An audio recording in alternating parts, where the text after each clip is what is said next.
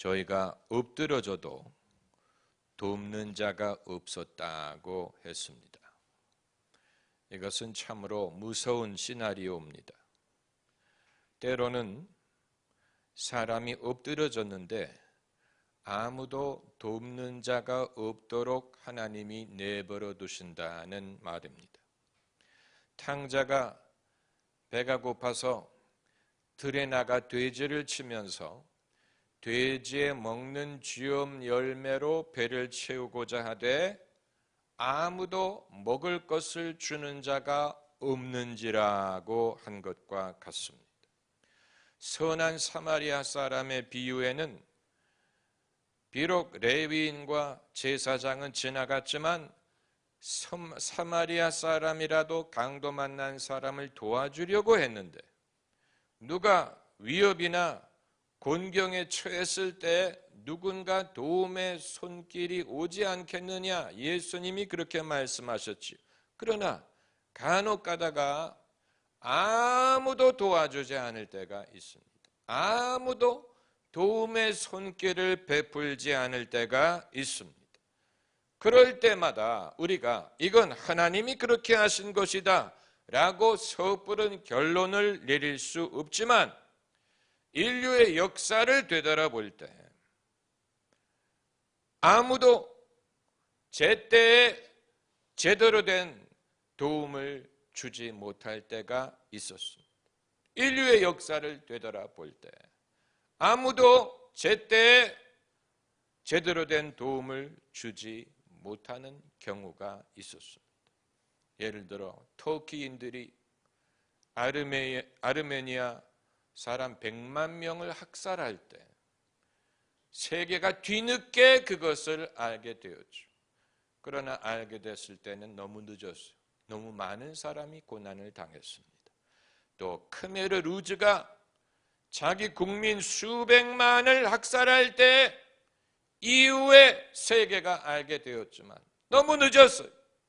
이미 너무 많은 사람이 죽었어요. 그리고 그 고난이 자행될 때 돕는 사람이 없었습니다. 그 이외에도 르완다 내전에서 후투족이 투치족을 학살할 때 이후에 세상이 알게 됐지만 그 일이 벌어질 때는 아무도 도움의 손을 주지 못했습니다. 그 이외에도 세상의 이목을 끌지 못한 채 재앙을 당한 사람들이 많이 있었습니다. 태평양 전쟁 시에 도쿄를 최초로 공습했던 미국 폭격기가 중국으로 날아가서 착륙했죠. 근데 그 일 때문에 일제가 중국 국민 수십만 명을 죽였다는 사실을 아십니까? 그 안갚음으로 미국의 폭격기를 중국에 착륙하도록 허락했다는 이유로 그걸 이후에 사람들이 알게 됐지만 그 당시에는 그것을 알고 손을 쓸 수 있는 사람이 없었습니다. 이런 모든 일에 대하여 이건 하나님이 그렇게 허락하신 것이다 라고 말할 수 없지만 우리의 평소의 생각대로 우리의 평소 생각은 누군가가 곤경에 처하면 도와줘야 된다. 그런 생각이 뿌리 깊게 자리 잡혀 있지만 손가락 사이로 물이 흐르는 것처럼 세상의 이목을 받지 못하고 아무의 도움을 받지 못한 채 재앙을 당하는 사람들이 세상에는 있습니다. 그건 정말 비극이에요. 반대로 고난을 당할 때 누군가가 돕는 자가 등장하는 것, 그건 정말로 축복이. 아마 여러분이 그런 경험을 하셨을 것입니다. 그 고난 자체를 하나님이 막아주신 것은 아니지만 그 고난을 당할 즈음에 누군가 도움의 손길을 베풀도록 하나님이 허락하신 때가 많이 있습니다. 누군가가 위로의 손길을 베풀게 허락하신 때가 있습니다. 그건 축복이에요. 돕고자 하는 사람이 있다는 사실은 하나님이 도우신다는 뜻이, 위로하는 사람이 있다는 사실은 하나님이 위로하신다는 얘기입니다. 반대로 엎드려져도 돕는 사람이 없다. 그건 정말로 비극이 아니겠습니까? 그런데 17절에 미련한 자는 저희 범과와 죄악의 연고로 곤난을 당하매. 그러니까 그 곤난의 원인은 결국 본인에게 있다는 말이에요. 누구를 탓할 수 있는 것이 아니, 세상을 탓할 수 있는 것이 아닙니다. 본인의 팔자에 문제가 있는 게 아니에요. 본인의 미련함의 원인이 있는 것입니다. 미련한 거예요. 이게 자기 때문인데 깨닫지 못하는 것입니다. 저희 범가와 죄악의 연고로 곤난을 당한다고 했어요. 그런데 아마 본인은 그 사실을 모를 것입니다. 그렇기 때문에 미련한 것입니다. 팔자에 문제가 있는 게 아니에요. 본인이 뭔가를 잘못 생각하고 잘못 행하고 있는데 그것이 원인인 줄을 모르는 것입니다. 네, 다른 데서 이유를 찾는 것입니다. 이것이 역시 비극입니다. 그래서 19절에 이에 저희가 그 근심 중에서 여호와께 어떻게 한다고 했습니까?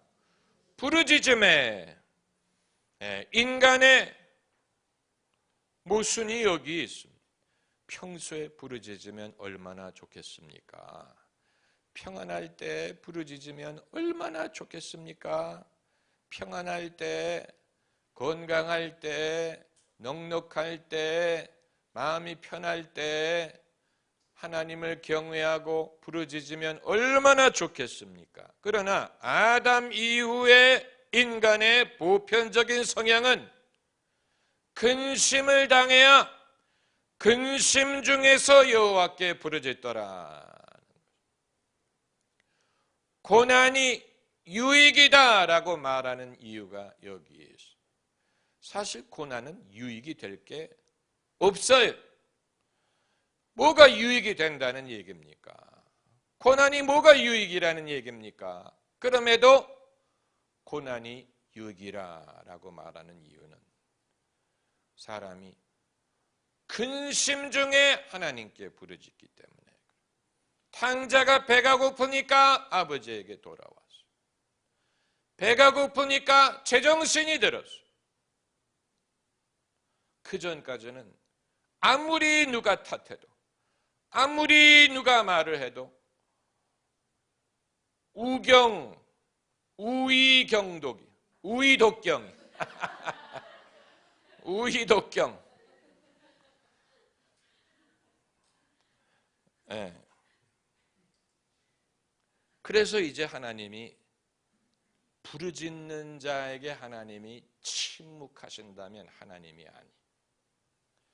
성경에 등장하는 모든 경우에 그것이 요나든 누구든 간에 부르짖을 때 하나님은 응답하셨죠.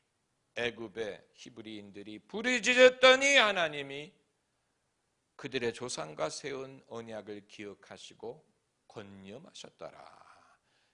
부르짖을 때 하나님이 침묵하신다면 하나님이 아니에요. 그런데 이제 하나님이 어떻게 역사하시느냐를 우리가 알아야 됩니다. 저가 그 말씀을 보내어 저희를 고치사 위경에서 건지시는도다. 하나님이 어떻게 역사하신다고 했습니까? 말씀을 보낸다고 했어요.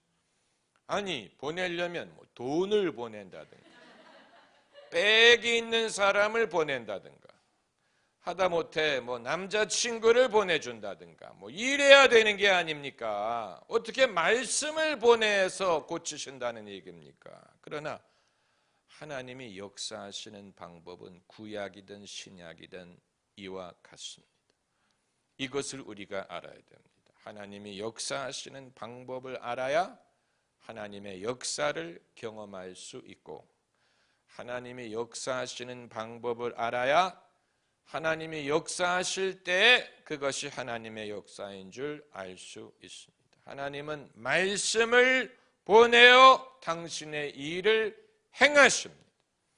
이것이 기적을 강조하는 은사주의 신앙을 가진 사람에게는 약간 깨닫기가 오히려 어려울 수도 있습니다. 왜냐하면 아니 하나님이 이적을 행해야 되는 게 아니냐, 능력을 행해줘야 되는 게 아니냐 이런 식으로 익숙해져 있기 때문에. 그러나 하나님은 고난 중에 사람이 부르짖을 때 아주 귀한 성경 말씀, 아주 귀중한 성경 구절입니다. 이 구절에 여러분이 이 밑줄을 그으셔야 됩니다. 저가 그 말씀을 보내어 저희를 고치사 위경에서 건지시는도다. 그러니까 하나님의 말씀을 간과하면 안 됩니다. 천지를 지으실 때도 말씀으로 창조하셨습니다. 말씀으로. 믿음은 말씀을 들음에서 납니다. 그렇기 때문에 하나님께 사람이 부르짖을 때 하나님이 어떤 식으로 역사하시느냐, 그 중심에 말씀을 깨닫게 하셔서 중심에서부터 변화가 일어나게 하십니다. 이것이 하나님이 역사하시는 방법이에요. 중심에서부터 변화가 일어나지 않으면 아무리 돈을 준들, 아무리 뭐를 준들 그 사람에게 궁극적으로 도움이 되지 않습니다. 그 사람 내면에서 변화가 일어나야 돼요. 그 변화를 갖다 주는 것이 하나님의 말씀, 사랑이 그 사람을 변화시키지 않겠느냐. 이제 여기에서 신앙의 전통이 서로 엇갈리는데, 가톨릭은 이 장발장 스토리에서 본 것처럼 장발장이 말씀을 듣고 변화된 게 아니고 가톨릭 신부의 사랑을 경험함으로 변화됐다라고 말함으로써 신앙이 갈라졌어요. 뭔가 그 어떤 그 사람을 받아주는 무조건적인 사랑의 체험, 그것이 그 사람을 바꾼다. 그러나 빅토 휴고는 철학자였을지는 모르지만 신학자는 아니었어요. 사랑의 체험이 강팍한 마음을 열게 할 수는 있지만 내면의 변화를 일으키는 것은 하나님의 말씀이에요. 그렇기 때문에 하나님이 역사하시기를 바라는 사람은 다른 것을 찾을 필요가 없이 뭔가 내 안에서든 저 사람 안에 하나님의 말씀이 임하여 역사하고 있느냐를 보면 됩니다. 그 변화, 내면적인 변화, 그 변화에서 믿음이 생기고 비전이 생기고 생각이 바뀌고 행동이 바뀝니다. 그리고 그 사람의 삶이 바뀌어요. 이것이 하나님이 하시는 일이, 하나님은 그냥 물에 빠지는 사람을 건져주는 것으로 끝내는 게 아니고 그 사람이 다시는 물에 빠지지 않도록, 다시는 그런 일을 되풀이하지 않도록 그 사람의 삶 자체를 변화시키는 일을 하십니다. 이 경찰관이나 소방수가 위기에 빠진 사람을 건져주고 돌아가지요. 하나님이 건지시는 방법은 위기에 빠진 사람을 건져주고 돌아가는 게 아니고 그 사람이 어떻게 거기에 빠졌는지, 돌아가면 다시 빠질 것인지, 이 사람이 반복적인 인생의 습관인지, 본인의 생각에 의해서 빠지는 것을 선호하는지, 바른 길을 갈 능력을 겨려했는지, 이것이 사실 중요한 것이 아닙니까? 그러니까 어떻게 인생을 고치느냐? 고친다고 하셨어요. 병이라고 말하지는 않았지만 저희를 고치사, 힐링이란 말이 아닙니까? 힐링은 하나님의 말씀에서 비롯됩니다. 말씀이 그 사람의 환경과 운명을 바꿀 수 있습니다. 그러므로 하나님의 역사를 경험하는 사람은 누구냐? 그 마음속에 하나님의 말씀이 역사하는 사람, 그 사람이 하나님의 역사를 경험하는 사람. 거기에 증거가 있는 거예요. 왜냐하면 우리도 그랬기 때문에.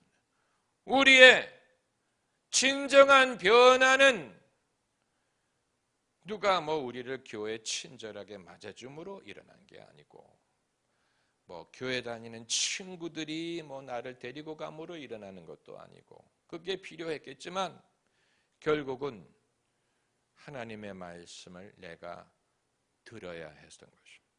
내가 그 말씀을 들어서 그 말씀의 씨앗이 내 안에 들어와서 이제는 누가 나를 도와주는 것이 아니고 내 안에 하나님의 역사가 일어나야 돼. 이것이 하나님이 하시는 일이고 하나님의 응답인 것입니다. 할렐루야. 기도하십시다.